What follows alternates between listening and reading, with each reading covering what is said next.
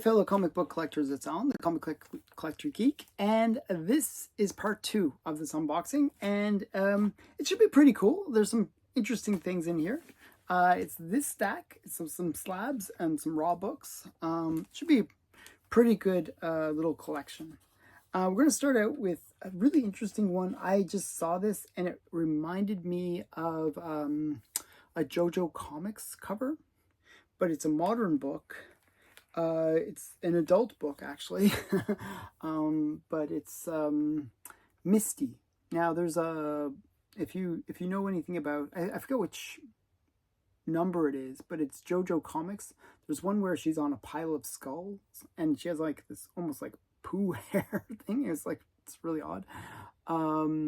But this kind of reminds me of it. It's like a, this is kind of a bondage cover as well with all the skulls, a big mound of skulls. And it's Misty, The Adventures of Misty, number, I forget what number this is, number 11. And this is from Forbidden Fruit. So these would be adult, probably nudity inside and stuff. But definitely just a really cool cover. And I'll show you the back. You can see some of the other things that they offer.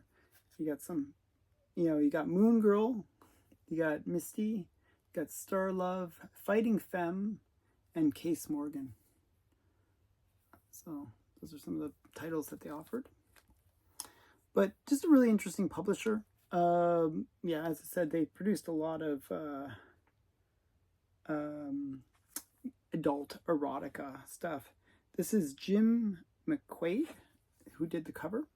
I think it's a really, I just really like the cover. So I was actually looking at Adventures of Misty because somebody mentioned it. I was like, and I thought, oh, this is really interesting title. I figured I'd check it out.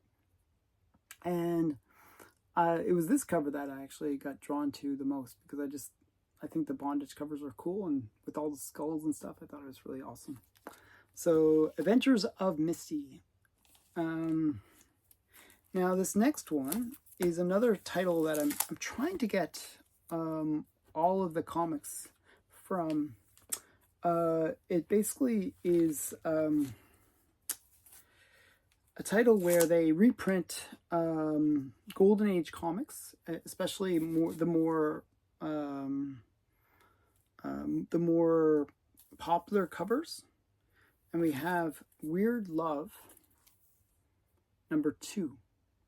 And now this is the one where it's a reprint of, originally it was a Fox Features Syndicate book. And then I forgot what the second publisher was that they reused this cover. This cover's been used a couple times in the Golden Age. And it was just one of those crazy covers. So it's like, and just what must I do to get those? Okay, this, it was one of those suggestive ones where, he's offering her jewelry and she's like, oh, what must I do to get those? So it's a very suggestive cover. And these innuendo covers are fairly desirable. Now, the interesting thing was this book, I forgot what title it's from. I'm trying to remember the title. Oh my goodness, I can't believe I forgot. But there was a warehouse find of this cover from the Golden Age. And so despite, the desirability of the book, it doesn't go for as much as other innuendo covers do. It's a very easy to attain Golden Age book. It's still hundreds of dollars, but it's not thousands of dollars. Normally something like this would go for in the thousands of dollars just because of that innuendo part. But because of that warehouse find, they're a little bit more affordable. So that's the first one. That's number 2, and this is number 1. And this is from My Romantic Adventures. Number 50, I believe, is the original cover. And this is Weird Love number 1. And it's just a classic Ogden Whitney cover with this girl looking very jaundiced and crazy. And she's gone crazy because her man is with another woman. Just a really classic cover from the Golden Age. And so these books would reprint the stories from the Golden Age, and you know, they would do it with a modern, like with not even modern art. It would just be a total reprint. But they would just improve the coloring and stuff, like where it would be a little bit better. A lot of the time in the Golden Age, the color offset might be there. There would be like slightly, like the lines wouldn't be like so adhered to. But these ones were printed very well. So, so yeah, Weird Love #1. Okay, so those are the first two books. This next book is a key first appearance. And it's a really interesting first appearance. So on Mondays, I do the Monday special, where I hang out with Overstreet advisor Stephen Gentner. He's a good friend of mine, and you know, he told me that he was involved with comics, and he was friends of the guy that created Boris the Bear, something Smith. Basically, he would kind of give story ideas to Smith, and you know, that would be used in Boris the Bear. So eventually, I guess they gave Stephen actual credit. So this is the first appearance of Stephen Gentner in comics. So this is Boris the Bear number 23 or 33, number 33. And I'll actually show you. It doesn't have him like physically in the book. Like, I mean, it doesn't have him like in drawn or anything like that, but it does, you know, mention his name. So I'll show you that. Take it out of the plastic here. And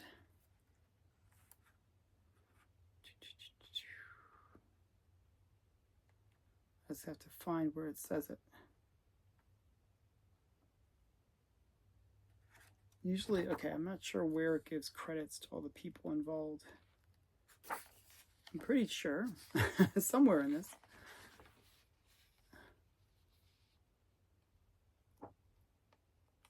It gives credit to obviously the people who were involved. I'm pretty sure. I'm hoping that it gives credit to Stephen. I was told that it gives credit to Stephen somewhere in here. Where is it? So it's Jim Smith, I believe, or James Dean Smith.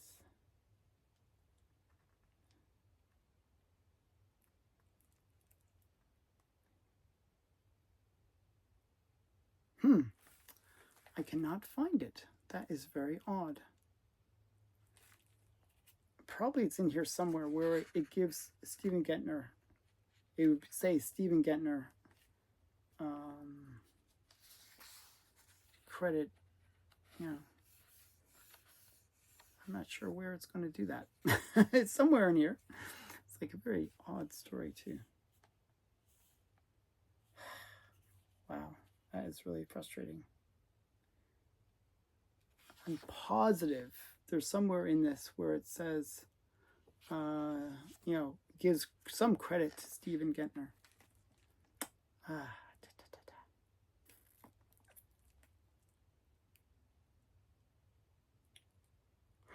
That's very odd.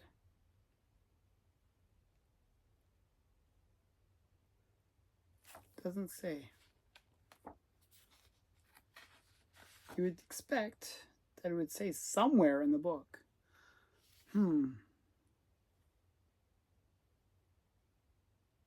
That is very odd. If anyone knows and you can tell me, I'd greatly appreciate it. Somewhere in this book is like some credits given to Stephen. That's very odd, but I couldn't find it. Maybe you guys can see it on the letters page. I can't. My eyesight's not the greatest, so maybe you can see it, but I don't see it. I don't know. Somewhere inside, I know that this is the very first appearance, or at least credited appearance of Stephen. So, I don't know. That was kind of cool. It's really odd. Yeah.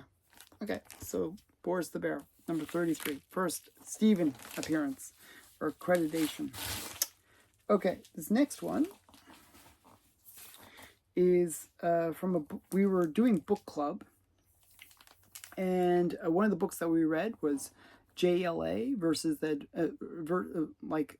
JLA versus the Avengers, and it was basically a story where the two teams were battling it out to save their own universes.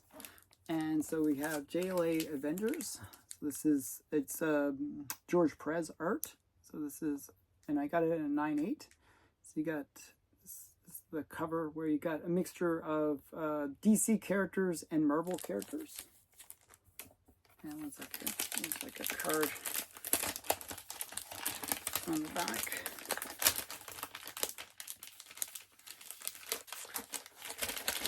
One second. Why did they put that card like right there? Okay, well, on the back, you can see it's from Primo Comics, and they put a card there. You got Scarlet Witch and Green Lantern, a whole bunch of the characters. So it's a kind of a wraparound cover. And I really want to get that card out because it's driving me nuts. One sec here. There we go. Goodbye, card. So now I can show it properly. Okay, so here we go. And you can see all the characters. Let's see if we can name them all. Got Quicksilver, Thor, Flash, Black Lightning, I think. And then we got Miss Marvel, She-Hulk, Martian Manhunter, Hawkeye, Vision, Wasp, or Yellow Jacket. I think that's Yellow Jacket, actually. You can see, like Yellow Jacket. And then, I'm not sure. Who's this guy, though? Do you guys know who that one is? I'm not sure. And then you got Plastic Man. So a whole bunch of characters. And you got it looks like the Wasp on the front. So yeah. Oh, is that actually, that's not Thor. Oh, sorry. This is, I didn't realize who that was. It looked like Thor, but it's Aquaman. That's the old Aquaman. Okay, that's cool. So that's the first one. And these are all from, basically what happened was I won an auction at my comic shop, Ding. And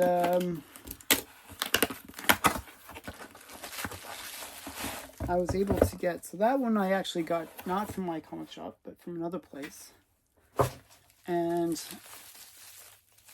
I wanted to get just the bookends for the run. It was like a 4-part run. So I got the number 4. Now number 4 is probably the best cover in the series. And it's like this one where, you know, Superman is holding both Mjolnir and Captain America's shield. And it's just a classic cover. So you got Superman holding both the shield and this hammer. And it's just a really cool cover.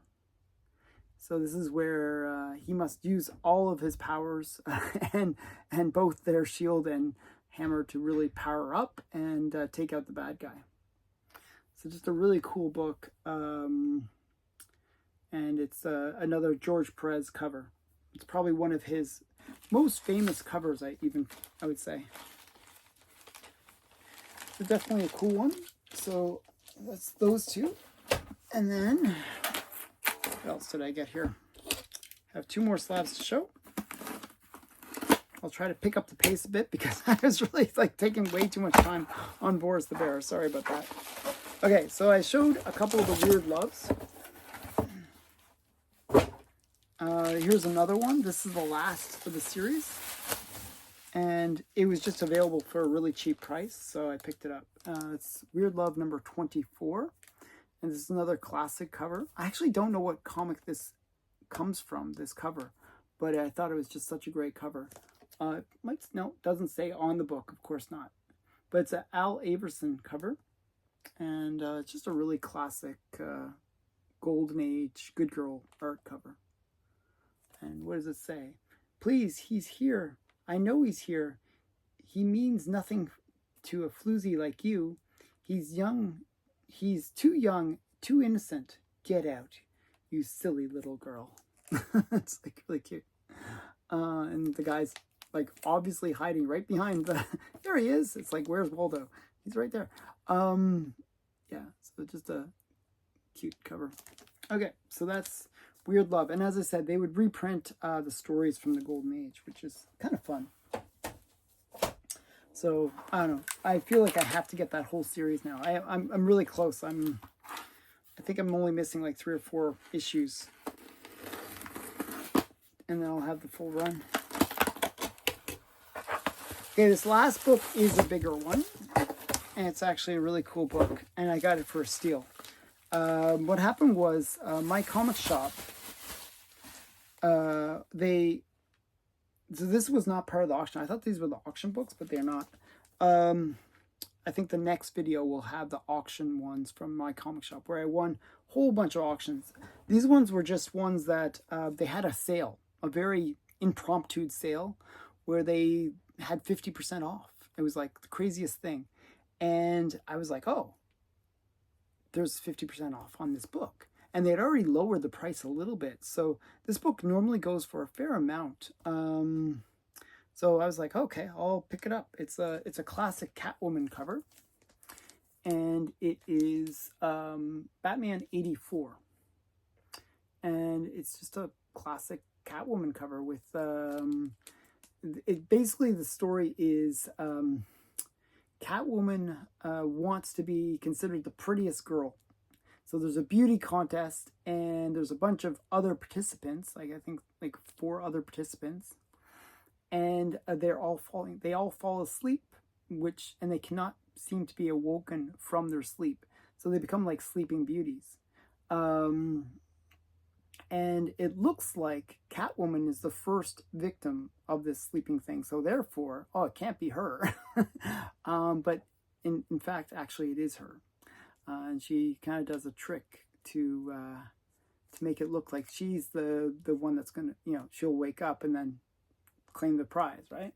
So, but they discover that she was just using kind of like a hologram to pretend that she's in, it was something with a cat, is the term for it, where they would use like sort of gases and reflections to kind of create like a 3D image of a person. And they would create her, like she did that inside of a glass case to make it look like she's inside the glass case, even though she was not. So yeah, so that was her way of tricking people so that she could pretend that she was also affected by the sleeping thing. So she would throw off the scent off her trail in terms of, going around and basically knocking out these other girls. So that she could win a beauty prize. That's, the most important thing is you gotta, as a female villain, it's not about the money, it's about the prestige. So yeah, so she wanted to be the prettiest girl. So then we'll show you the back. And I believe it's a Win Mortimer cover. Yeah, it's Win Mortimer. So really, really great one. Classic book. Just really cool. Batman number 84 from 1954. So really great book. Super excited to get that for steal, really. It was like way under fair market value, so I was quite happy. Okay, so that is it for this part. I hope you enjoyed it.